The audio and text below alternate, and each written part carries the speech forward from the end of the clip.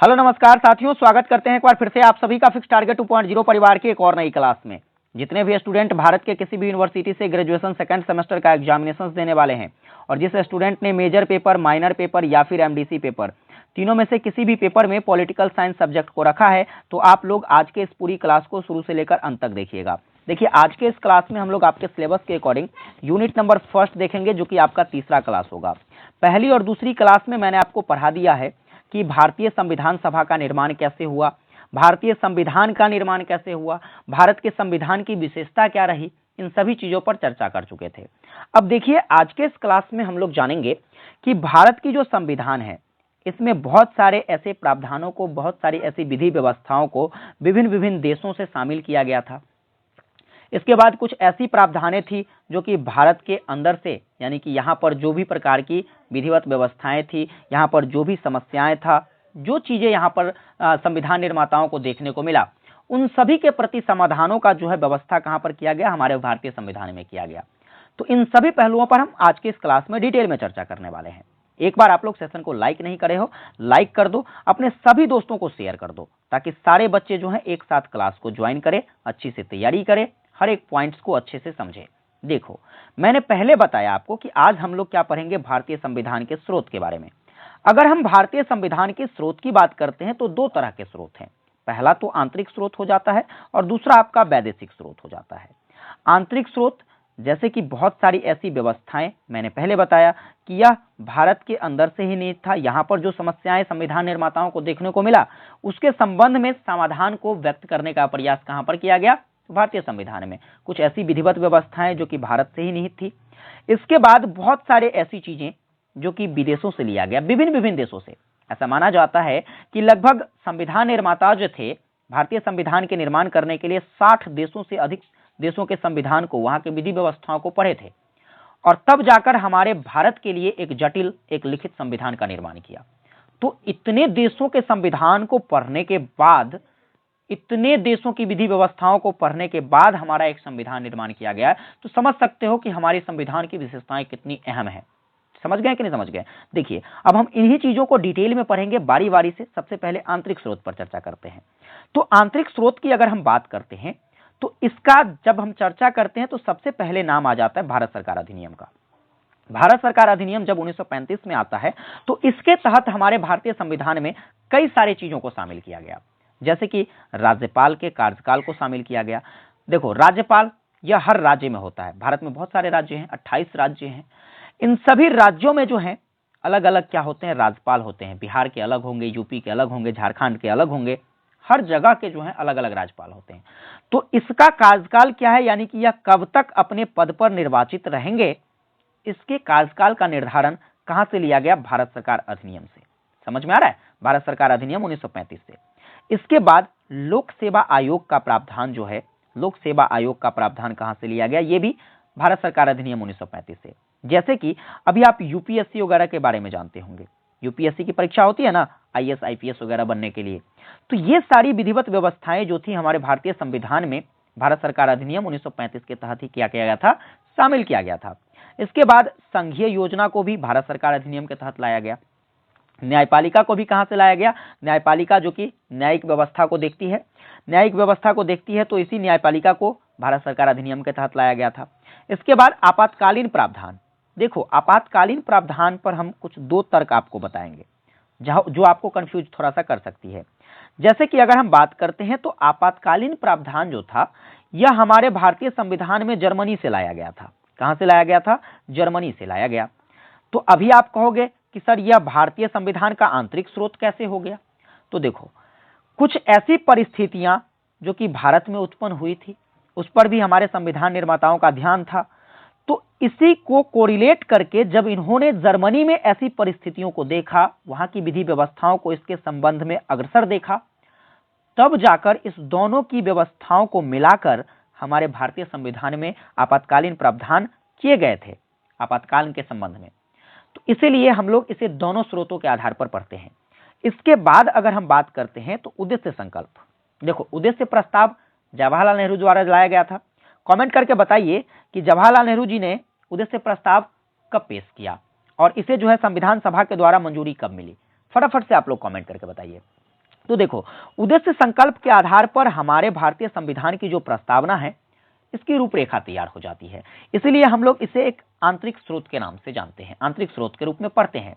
वैसे प्रस्तावना में बहुत सारी चीजें ऐसी थी, जैसे कि गणतंत्रात्मक व्यवस्था हो जाती है, इस तरीके की बहुत सारी ऐसी चीजें थी जो कि फ्रांस से जो है शामिल किया गया है। हम इसको आगे पढ़ेंगे। देखिए, अब आइए हम लोग वैदेशिक स्रोत को जानते हैं।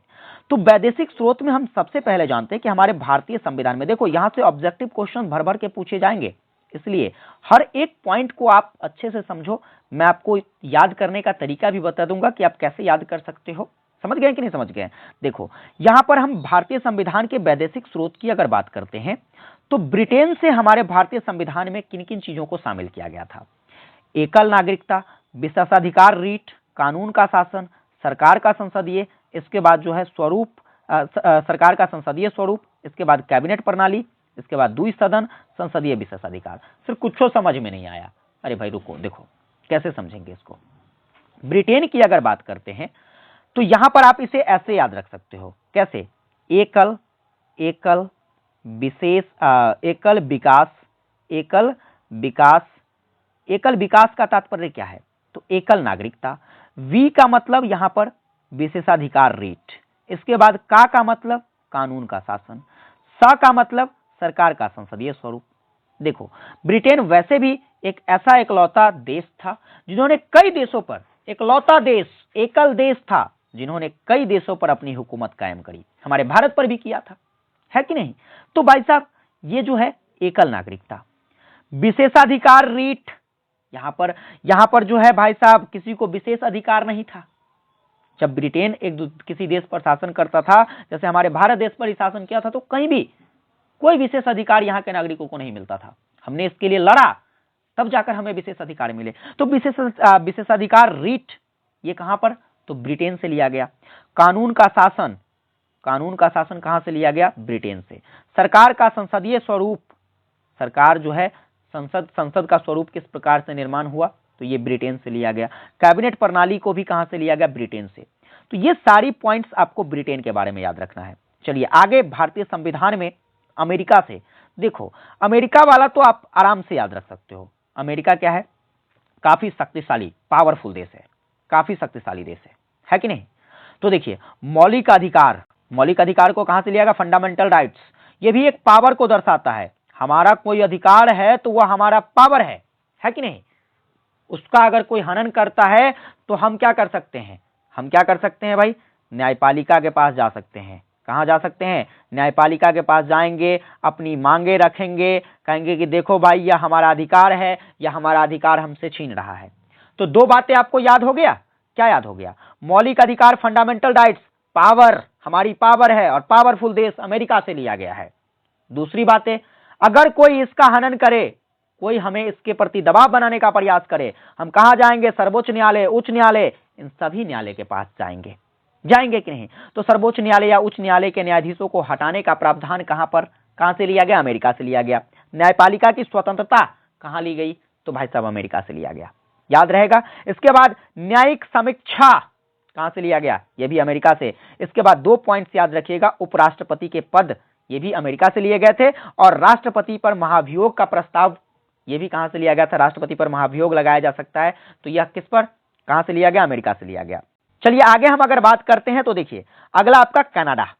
कनाडा की बात करें तो यहां पर जो है भाई साहब, सरकार का एक अर्ध संघीय रूप, जो कि मजबूत केंद्र का एक संघ होगा, यह कहां से लिया गया था? कनाडा से लिया गया था। और वैसे भी कनाडा का तात्पर्य है, क्या तात्पर्य है भाई?